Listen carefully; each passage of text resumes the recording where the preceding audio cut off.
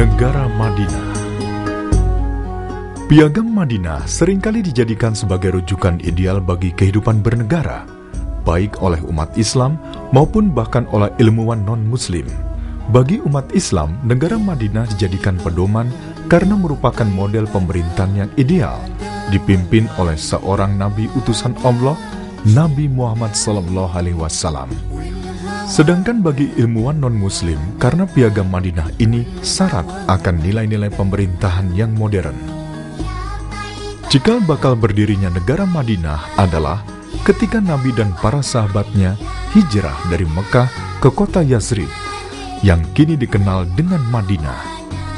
Hal ini dilakukan oleh Nabi setelah dakwahnya tidak diterima dengan baik oleh penduduk Mekah selama 13 tahun. Hingga akhirnya Allah Subhanahu wa Ta'ala memerintahkan Rasulullah SAW dan para sahabatnya untuk hijrah ke Madinah.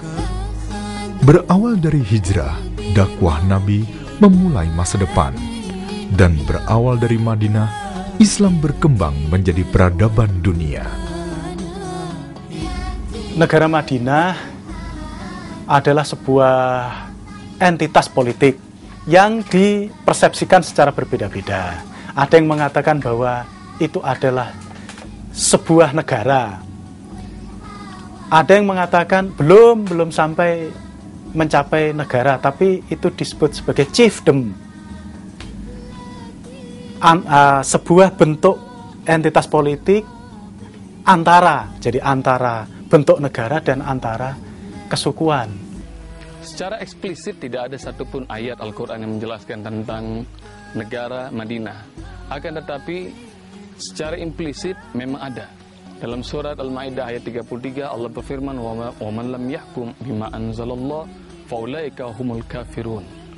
Siapa yang tidak menetapkan hukum berdasarkan hukum Allah, maka mereka adalah penduduk-penduduk yang dicap kafir oleh Allah Subhanahu wa Ta'ala.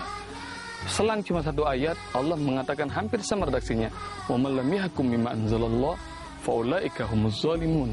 Siapa orang yang tidak menetapkan hukum berdasarkan hukum Allah, mereka adalah manusia-manusia yang zalim. Ketika menjadikan Madinah sebagai negara kota, Rasulullah SAW membuat perjanjian kewarganegaraan dengan warga Madinah secara keseluruhan, termasuk non-Muslim. Sebagai warga, seluruh masyarakat Madinah mempunyai hak dan kewajiban yang sama, baik yang Muslim maupun dengan non-Muslim. Seluruh warga Madinah harus membela dan mempertahankan negara dari serangan musuh. Harta dan jiwa mereka juga dilindungi. Negara Madinah itu sebenarnya itu kan dulu dikatakan city state, ya, negara kota, city state, negara kota, ya, kota Madinah itu. Karena Nabi Shallallahu Alaihi Wasallam itu menciptakan atau memberlakukan Piagam Madinah. Piagam Madinah itu intinya itu menghargai minoritas, ya kan, dan menghargai agama-agama lain, ya, selain dari agama Islam. Yang penting waktu itu adanya persatuan yang menghadapi kafir Quraisy. Sebelum Islam masuk ke Madinah, masyarakat Madinah sudah sangat majemuk. Ada kelompok Yahudi, Nasrani, dan Muslim, serta lainnya. Islam di Madinah tumbuh dan berkembang dengan visi kemajemukan. Meski demikian, tidak serta-merta seluruh penduduk Madinah menjadi Muslim. Ada beberapa golongan yang tetap bertahan dengan agama sebelumnya, dan ada sebagian yang memeluk Islam. Pendapat yang menyatakan bahwa negara Madinah tidak pernah ada, ya rahmati Allah, silakan kalau mereka punya persepsi demikian. Tapi hendaknya mereka berpikir, sebenarnya apa sih yang disebut dengan negara? Menurut negara itu, menurut saya adalah mereka yang mempunyai instrumen politik, instrumen hukum, instrumen sosial, dan instrumen ekonomi, dan banyak lagi dua kalimat. Sekarang periksa Taliban, adakah itu sudah dibangun oleh Rasulullah dan para sahabat? Jawabannya iya, pasti ada. Mengapa? Karena sumber rujukan civil society, masyarakat madani, itu semua diambil dari bagaimana Rasulullah SAW membangun sebuah masyarakat yang amat modern.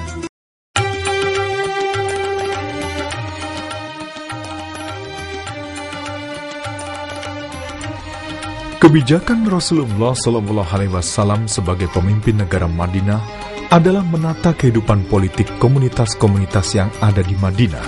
Sebab dengan hijrahnya kaum muslimin Mekah ke kota itu, masyarakatnya semakin heterogen dalam hal etnis dan keyakinan, yaitu komunitas Arab Muslim, komunitas Yahudi, dan komunitas Arab yang paganis. Untuk itu, Nabi menempuh dua cara. Pertama, menata internal kehidupan kaum muslimin, yaitu mempersaudarakan antara kaum mujahirin dan kaum ansor dalam satu ikatan persaudaraan. Ikatan ini bukan dilakukan dengan hubungan darah dan kabilah, melainkan atas dasar ikatan agama atau iman. Inilah awal terbentuknya komunitas Islam untuk pertama kali, yang merupakan suatu miniatur dunia Islam. Kedua, Rasulullah SAW mempersyaratkan antara kaum muslimin dan kaum Yahudi bersama sekutu-sekutunya menjadi masyarakat Madinah yang sama kedudukannya dalam hak dan kewajiban, yaitu melalui perjanjian tertulis yang terkenal dengan Piagam Madinah. Hubungan negara Madinah dengan Piagam Madinah sebenarnya tidak pernah ada terbesit ucapan negara Madinah, tidak ada. Dan kalau Piagam Madinah adalah piagam perjanjian yang dilakukan Rasulullah dengan para penduduk yang sudah mendiami Madinah, kaum musyrikin yang ada di Madinah, kemudian beberapa suku yang ada di sana, kemudian adalah kaum Yahudi yang tinggal di sana. Mereka membuat piagam perjanjian perdamaian antara seluruh penduduk yang tinggal di kota Madinah. Ya, jelas sekali waktu itu karena Nabi itu menghargai kalangan agama lain, terutama Yahudi waktu itu. Yang ada itu Yahudi, yang waktu itu ada di Madinah itu Yahudi. Kemudian juga aliran kemasyarakatan, semua aliran yang ada di Madinah dirangkul oleh Nabi Muhammad. Ya, yang minoritas itu dirangkul itu.